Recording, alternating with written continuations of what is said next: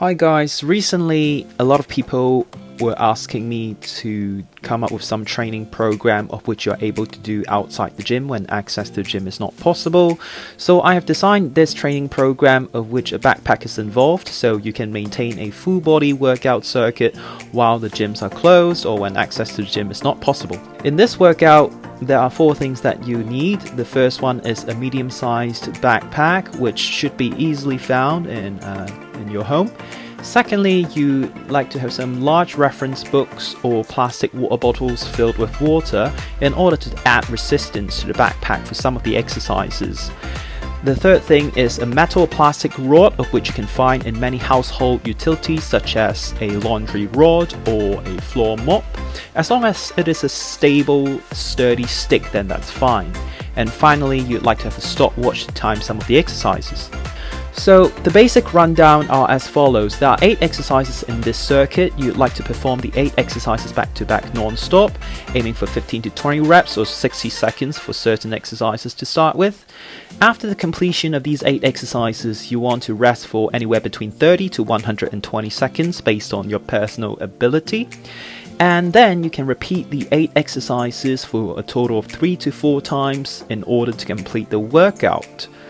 The whole workout would require about 30 to 40 minutes of your time, so make sure you dedicate enough time for this training program in order to be able to complete it.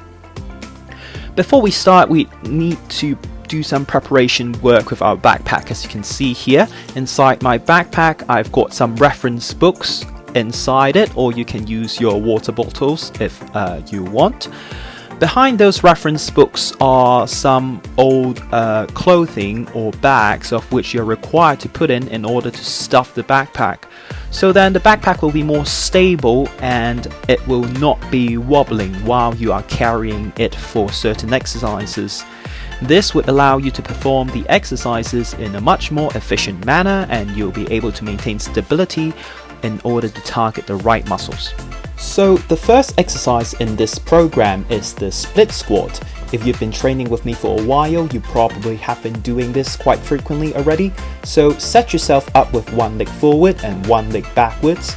Stand on your toes with the rear leg and try and squat down slowly while leaning forward, bringing your hips forward slightly. When you are doing this, it is okay to drive your front knee over your front toes. But make sure you are always driving your body up with your front heels or the center of your front foot.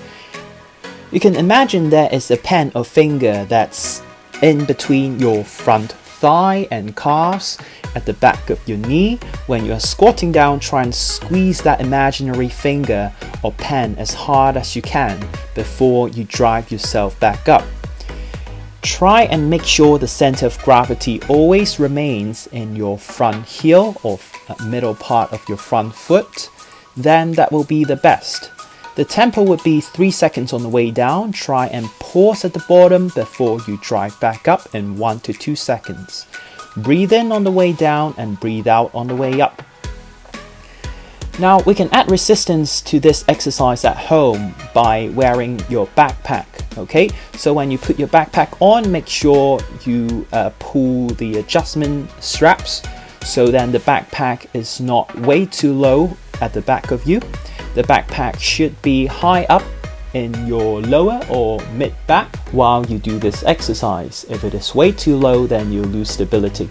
So with the backpack on, you'd want to do the exercise just like we did with the body weight. Okay, so look forward, drive down slowly, lean forward, but make sure you are still driving up with your heels or the middle part of your foot. After 12 to 15 reps, you want to switch legs, and while you are done with both legs, then you can move on to the next exercise. Sometimes if you're not comfortable while squatting down, you can adjust the position of your rear leg. You can slide it forward or backwards a little bit, widen it or narrow it, and eventually you'll be able to find a sweet spot of which you'll be able to squat down quite quite comfortably. The next exercise is the Bentover Row. This exercise will target your back muscle, and we are going for 15 to 20 reps. First of all, start off with your knees slightly bent and your back should be straight at around 45 degrees, just as I am demonstrating right here. Then you want to drive your elbow and your fist towards your hips, so it should be traveling backwards slightly. And I'm about to do a wrong demo here. As you can see, my back is rounded there, and I am driving my fist and elbow towards my chest.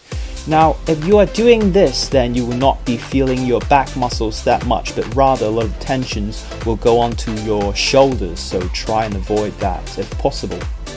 After the practice, it is time to grab the backpack. Again, try and adjust the straps of the backpack towards the tightest position, so then the two straps of the backpack will be short enough for us to carry out this exercise with enough stability. If the backpack is too big, right, you can widen out your stance a little bit, go slightly wider than shoulder width. So here with the backpack, again, we wanted to have our body at around 45 degrees with the back straight. Drive the backpack up in about 1 to 2 seconds while holding your breath on the top, and take about 3 to 4 seconds on the way down and breathe in while you are moving downwards. Again, repeat this movement for 15 to 20 reps. Make sure your shoulders are not moving way too excessively as you are driving the backpack up. They should be stable at most times. So let's change an angle and look at the exercise again. Now you can see my body is very stable throughout the whole exercise, so there should not be any swinging in your upper body while you are doing this exercise. And also you can see my shoulder blades are stable as well. They are not falling down towards the ground, or they're not moving excessively. So again, the tempo would be to drive up in 1 to 2 seconds, breathe out, hold your breath on top, and then come down slowly, 3 to 4 seconds, and breathe in. Again, after you're done with 15 to 20 reps here, you can move on to the next exercise. The third exercise requires a yoga mat or a floor mat. I do not have a yoga mat at home at this point, so I've used a pillow to support my neck and head in this exercise, but it is best to have a yoga mat for it. And this exercise is called the Glute Bridge, of which you want to lie down with your knees slightly opened, and you want to thrust your hips towards the ceiling through your heels. When you drive up, you want to open up your knees a little bit, so then you should feel the contraction in your hamstrings and glutes. Try and hold it on top for half a second before coming back down. When we are doing this exercise with the backpack, you want to make sure the backpack is situated on or in front of your hip bone. Try and push the backpack forward slightly towards your thigh with your hands, and make sure it is stable without wobbling too much. If the backpack is placed above your hip bone towards the direction of your abdominal, then the resistance will not be distributed properly. So always make sure the backpack is on or below your hips towards the thigh. Sometimes when you're doing this exercise, you'll feel a lot of tension in your quads. In this case, you can adjust the width and the distance of your feet. You can move your feet forward or backwards slightly until you feel contraction at the back of your legs, then that will be fine. You can see that when I'm pushing my hips upwards, my knee will open up slightly. This allows us to contract the glutes and hamstrings better on the top part of the movement. Upon completion of this exercise, we'll move on to the next one, which is the push-up. The push-up is a more challenging exercise for some people, so there are a few variations towards this. If you find the standard push-up quite challenging, you can do a knee version, of which you support your knee with something soft like a cushion or a yoga mat, and you can do the exercise with less resistance. While you are doing the push-up, try and keep your back straight. Do not move your head down too much. So then the first part that should be touching the ground is your chest, but not your stomach or your head, as you can see right here. So make sure your shoulders are not shrugged up too. The shoulders should be in a relaxed position, and also your elbow should be at about 45 degrees. Here is a wrong demo where my head is looking up and also my back is arched. So you can see the first part that touches the ground is my stomach or abs instead of my chest, then that is not ideal. And sometimes when people are doing the push-up, the elbows will be flaring to the side instead of going back a little bit. So then in that case, your upper arm is at around 90 degrees, or I would say 180 degrees in this case. And if that's the case, that is not ideal either. You should aim for your upper arm to be at about 45 degrees with your elbow traveling slightly backwards. This is the most comfortable position. You get the most stretch on your chest, and you'd be able to activate the chest muscle a lot more than your shoulders. So right here is the standard push-up. It is a progression from the knee push-up. And lastly, you can progress by putting the backpack on, so then that will add even more resistance towards your push-up. So in this case, try and find a variation of which suits your ability to the best, and try and progress towards the harder ones accordingly. Try and maintain this tempo of 3 to 4 seconds down and 1 to 2 seconds up. And when you are done, you can move on to the next one. The next exercise is the backpack bicep curl. Now we'll begin to focus on the smaller muscles towards the end of the circuit. So for the first exercise, you require the rod that we talked about earlier on. So here I've got a household laundry rod to chain it into the straps of the backpack. You can find something else like a rod from your floor mop or something like that. So in terms of the grip, hold on to the rod shoulder width. You don't want to go too narrow or too wide. Make sure your elbow is as close to your body as possible. While you are curling up, your elbow should be steady. You should be squeezing onto your armpit a little bit without your elbow moving forwards or backwards too much. When you drive the rod up, breathe out and hold it on top for 1 to 2 seconds, and then come down very slowly in 3 to 4 seconds while breathing in.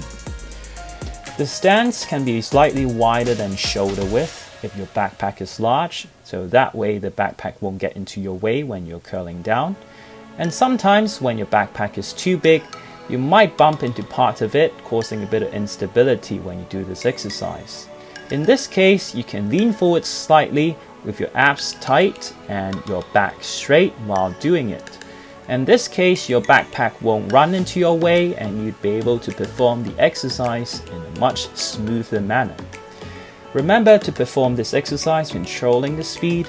If you are unable to maintain the tempo, then perhaps you have to adjust the weight of the backpack. The next exercise is going to be targeting the shoulder muscle, and we are separating this exercise to both sides. We'll start with one side first and move on to the other side, just like the split squat. In this exercise, you'd want to carry the backpack through the top handle of it. So while you're holding onto the top handle of the backpack, you want to push the backpack upwards while standing upright. Make sure while you're pressing out, your elbow stays in front of your body. Your elbow shouldn't be going back behind your head while you're pushing up. If your elbow is going back while you're pushing up and travels behind your head, then you might have to adjust the weight accordingly. Imagine you're punching the ceiling with your fist while you're doing this exercise. Breathe out on the way up. You don't have to lock out your arms on top, just keep your elbows slightly bent, and then come down in 3 to 4 seconds while breathing in. After this, I am going to do a feel wrong demo here for you to have a look, because this exercise is easy for you to get injured if you're not doing it properly. The first wrong demo would be excessive arch in the back. So as you can see, I am arching my back a lot with my chest facing the ceiling, and that's not ideal. You want to keep a bit of tension in your abs while keeping your back straight when you are pushing up. Another wrong way of doing this exercise is when your elbow or your arms travel behind your head, just as I mentioned previously. If the backpack is too heavy, sometimes you'll force your way up with your arms going behind your head. That causes a lot of excessive stress towards our shoulder joint, and it's not ideal either. When you are pushing, you want to make sure you push slightly in front of your head with the backpack, or have the backpack just right next to your head when you're at the top. The seventh exercise again requires a yoga mat or cushion. What we want to do is sit on the cushion with your knees slightly bent as well as your arms. When you start, raise your legs first and then raise your arms and hold this position for 60 seconds. Imagine someone's about to punch into your abs or your stomach and you want to squeeze your stomach as hard as you can. So this exercise is the hollow hold. What we want to do is hold this position for 60 seconds, and if you find this easy, you can try it by straightening your leg. This will be more challenging to your ab muscle. So this core exercise will require to hold for 60 seconds, and once you're done, you can move on to the last exercise, which is a metabolic exercise. What you want to do with this exercise is hold on to the wall with your hands, and you want to raise your knee up as fast as possible and maintain this for 60 seconds non-stop. While you're driving up, make sure your knee is at least towards your hip. You don't want to raise them up too low or too high. So make sure if your knee is just right in front of your hip, then that will be ideal. Upon completion of the high knee, you can take 30 to 120 seconds of rest, and you want to repeat these 8 exercises for a total of 3 to 4 times. Then that will be the end of the workout. Again, it requires about 30 to 40 minutes. If you're enjoying this backpack workout, be sure to follow me on Instagram. I've got some extra resources on Instagram, and coming up I will also have different workout videos on YouTube for you guys. And you can also let me know what kind of videos you want to see from me. I'll see you next time.